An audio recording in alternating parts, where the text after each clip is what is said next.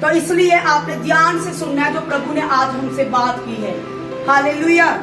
हे भाइयों 5:12, हे भाइयों हम तुमसे विनती करते हैं कि जो तुम में परिश्रम करते हैं और प्रभु में तुम्हारे अगुए हैं और तुम्हें शिक्षा देते हैं, उनका सम्मान करो और उनके काम के कारण प्रेम के साथ उनको बहुत ही आदर के योग्य समझो। आपस में मेल मिलाप से रहो। हे भाइयों हम तुम्हें समझाते हैं कि जो ठीक चाल नहीं चलते उनको समझाओ, कायरों को डांडस दो, निर्बलों को संभालो, सबकी ओर सहनशीलता दिखाओ। सावधान, कोई किसी से बुराई के बदले बुराई ना करे। मुझे जहां से वचन आया था लेकिन मैंने पीछे से भी वचन पढ़ दिया। हालेलुया, क्योंकि पीछे से पढ़ के हमें ज्यादा और समझ आए। हालेलुया। जो वचन मुझे प्रभु ने सुबह उठते प्रार्थना के बाद, प्रभु आज क्या करना है, क्या बोलना है, और प्रभु ने देखो कि कैसी बात की है सिचुएशन के अनुसार। Hallelujah, hallelujah.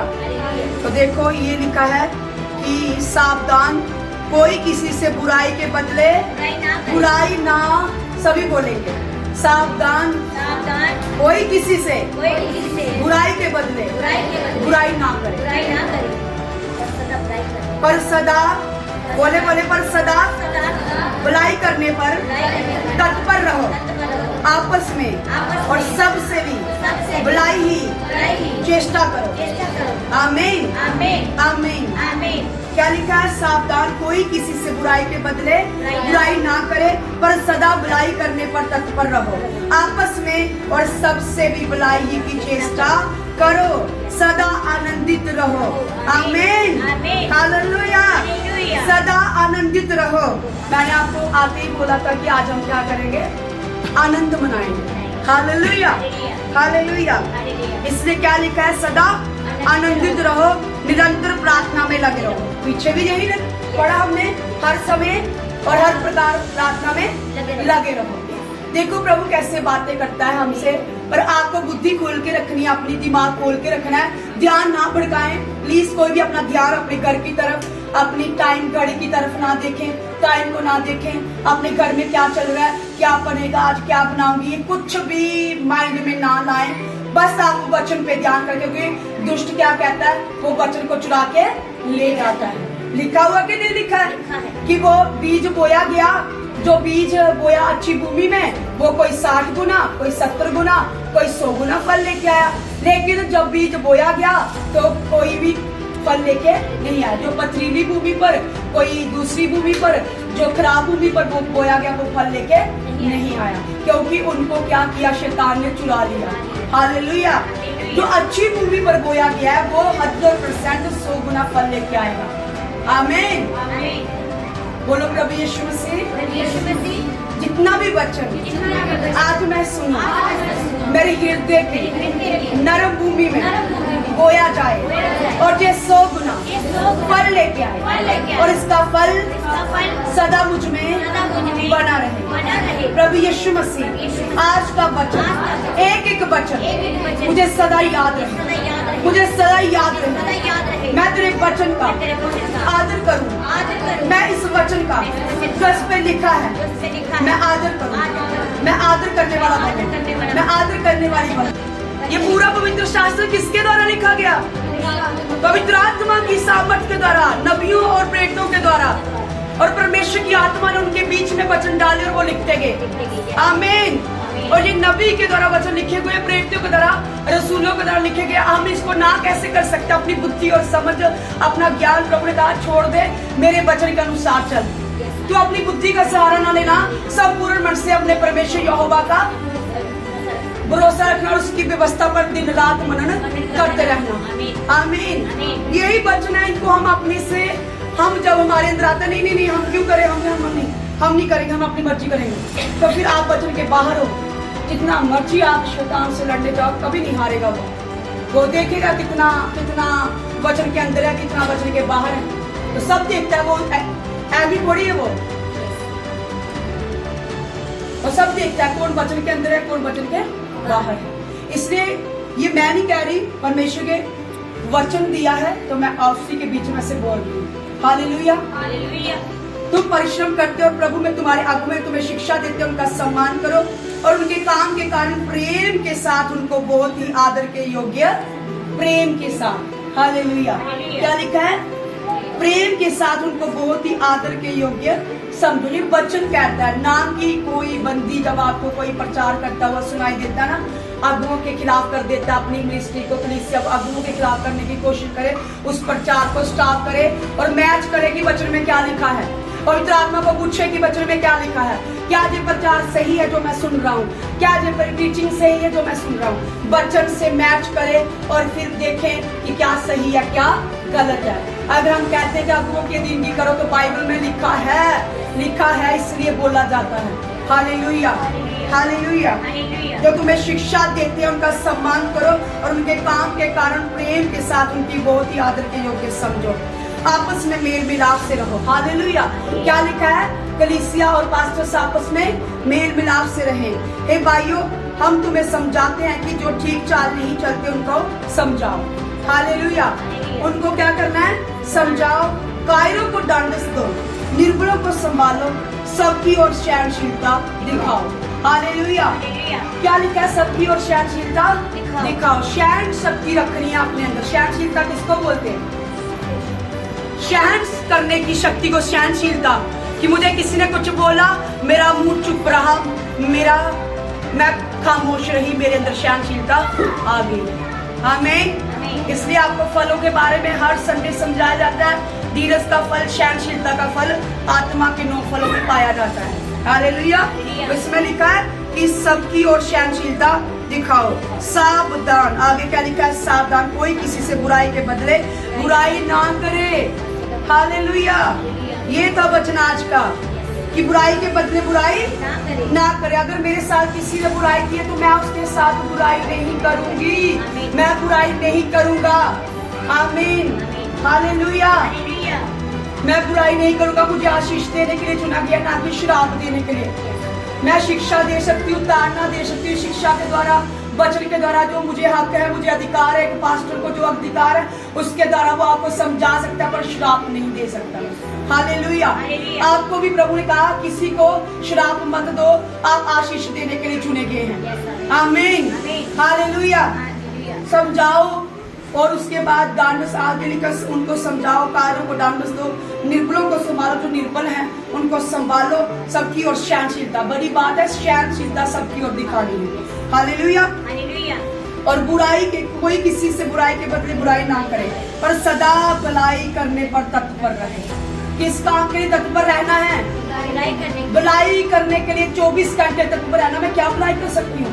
मैं अपने बहन के लिए, अपने भाई के लिए, कलीसिया के लिए, अगुओं के लिए क्या भलाई कर सकती हूँ? चलो मैं फास्ट रखूंगी, चलो मैं उस बहन के बारे में पूछूंगी तुझे क्या तकलीफ है, उस भाई के बारे में पूछूंगी तो क्या तकलीफ है, उसका दुख पूछूंगी, उसके लिए भलाई का कारण बनूंगी। आमीन।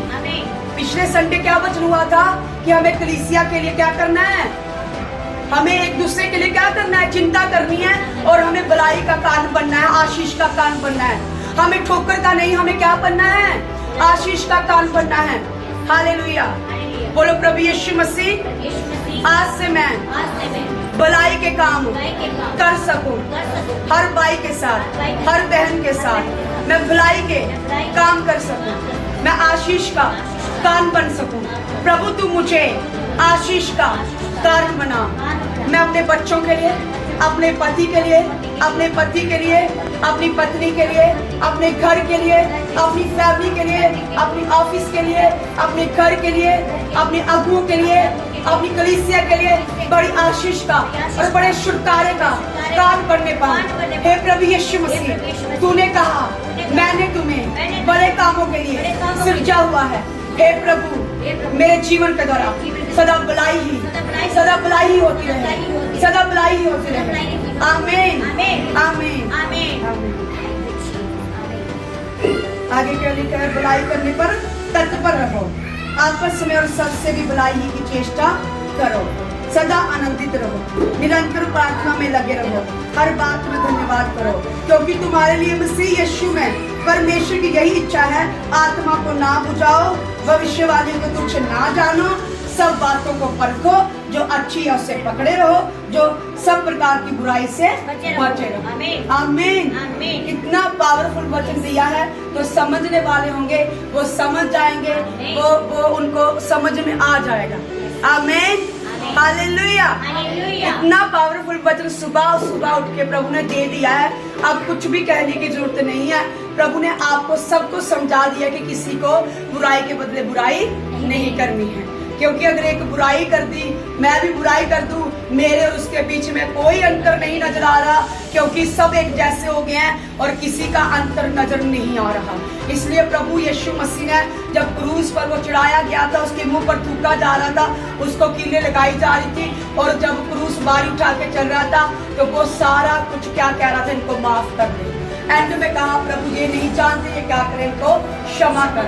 अगर हम यीशु मसीह के बेटे और बेटियां हैं तो हमें भी यही बोलना है, प्रभु ये नहीं जानते इसलिए इन्हें माफ कर, इन्हें क्षमा कर। मैं भी इन्हें माफ करता हूँ, क्षमा कर। आमीन आमीन हालेलुया। क्या लिखा भविष्यवाणी को तुच्छ ना जानो, सब बातों को परखो। हालेलुया। जो अच्छी है उसे पकड़े रहो, जो अच्छी नहीं है उसे निकाल दो। आमीन। जो बात अच्छी नहीं है मेरे लिए, मैं क्यों अपने माइंड में, अपने दिल में, अपने दिमाग में तो संजो के रखूंगी, मैं सवार के रखूंगी।